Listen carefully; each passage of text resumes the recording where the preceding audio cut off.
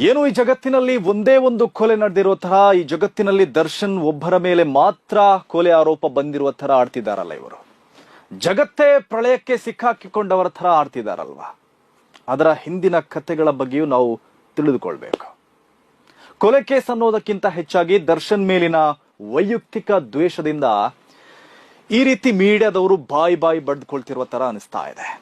ಹೀಗಾಗಿ ಇವರು ಕೂಡ ದ್ವೇಷ ಮನಸ್ಸಿನವರೇ.